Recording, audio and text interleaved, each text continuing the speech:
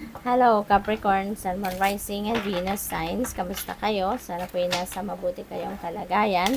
Welcome back po sa Star Tarot. Kung bago kayo rito, welcome din kayo. Thank you for your support. I truly appreciate it. God bless you all.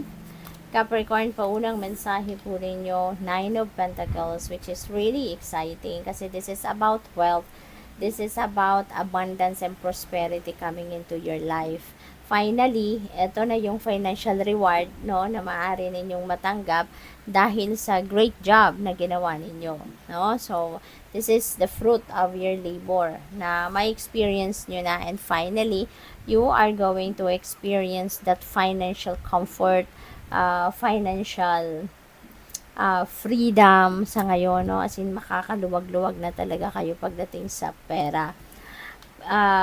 Knight of Cups, this is proposal, no? Ang iba siguro sa inyo, kung may relasyon kayo, baka makaka-receive na kayo ngayon ng marriage proposal.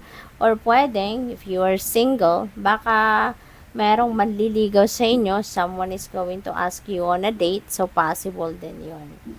What else? We have strength. Ayan. So, baka kailangan ninyo dito ng inner strength, no? At para magpursige or i-pursue ninyo kung sino man itong liligawan ninyo or kung sino man tong gustong-gusto ninyong ligawan, no? So, siguro kailangan ninyo na maglakas ng loob kayo.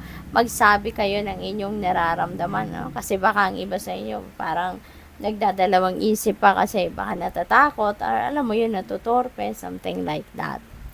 What else? We have Three of Pentacles. Baka merong makatutulong pa sa inyo rito sa panliligaw. Baka meron pa kayong hihingian ng tulong na dumiskarte para sa iyo. 'Di ba? Baka may ganoon. But on a different scenario naman dito. This could be linked sa trabaho, no?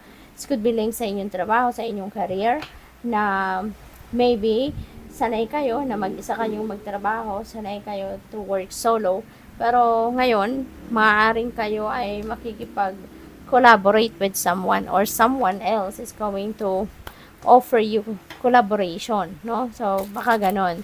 At ang maganda rito, siguro, mas mabilis kayong magtatagumpay sa kung ano man ang pagtutulungan ninyong trabaho. Mas mabilis kayong aasenso, 'di ba? Kasi 'di ba, kapag mas maraming kamay, mas maraming ulo, mas maraming input, mas maraming dumidiskarte, edi mas mabilis matapos ang task, 'di ba? Kaya that could help, 'di ba? Na may makakatulong kayo sa iyong ginagawa para mas mabilis ninyong makamit ang inyong success. So, mensahe naman ngayon sa inyong usaping puso, love life, pag-ibig, relationship, mature woman. Ayan. So, you may be going to deal with a mature woman, no? Around this time. Baka this is someone na liligawan ninyo or baka jowa ninyo ito sa ngayon or baka siya ay asawa ninyo, no? So, possible na ganun ang sitwasyon. We have home. Ayan. So, baka meron na kayong business, no? Baka yung negosyo ninyo ay buy and sell ng bahay or baka kayo ay nasa baka mortgage broker, mga ganon, or baka realtor kayo, something like that. Or pwede rin na kayo yung bumibili ng bahay, no? Maaring personal ninyo itong acquisition, no? Pwedeng ganon din ang ganap sa ngayon. So, what else? We have True Gem. Ayan. So, pwede, no, na meron kayong acquisition ngayon na property or something na precious para sa'yo, diba? Something valuable. Malaki ang halaga. Pwedeng tinuturing ninyong True Gem is yung bahay or pwedeng sasakyan or pwedeng alahas talaga, no?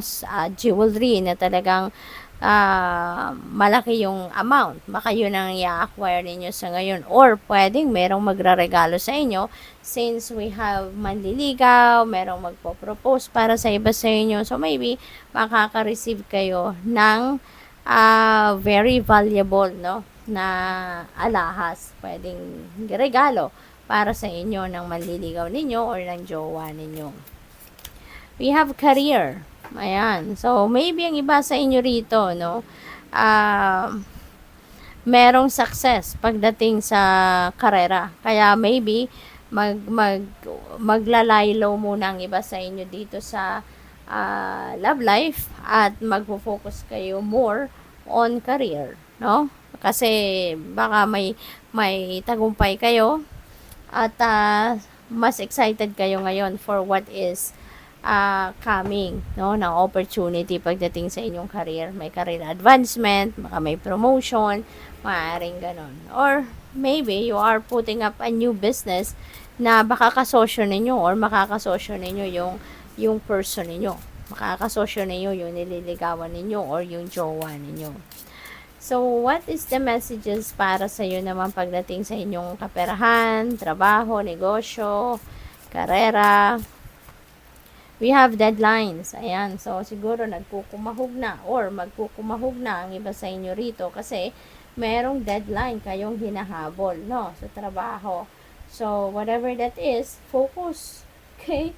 Capricorn, focus. Kasi the more na magkakraming kayo, mas maraming chance na magkamali kayo or may makompromise ang quality ng inyong trabaho, 'di ba? Kaya kalma lang, no? Kalma lang at mag-focus kayo para nang sa gayon ma-hit ninyo yung deadline ninyo na wala nang kailangan reviewin pa kasi sigurado kayo na tama ang ginawa ninyo.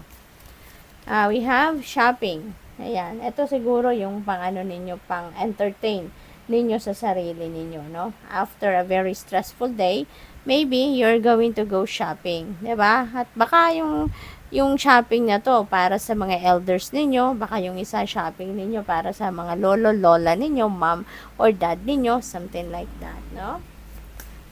What else? We have loan denied. Ayan, so baka may loan kayong in-apply, unfortunately, it's not for you. Kaya na-deny ito, na, ang tawag dito, na-refuse ang application ninyo or na-reject, no? So, yun, hindi kayo na-approve siguro sa loan na ito. So, huwag kayong mag-alala kasi ibig sabihin, hindi yan para sa'yo, no? At kung saan mo man gagamitin ang pera na sana nilalaan mo, 'di ba? Diyan sa maluloan ninyo, ay maybe that is not meant to happen. Okay? So, good luck. Thank you for watching. Love and light. Namaste.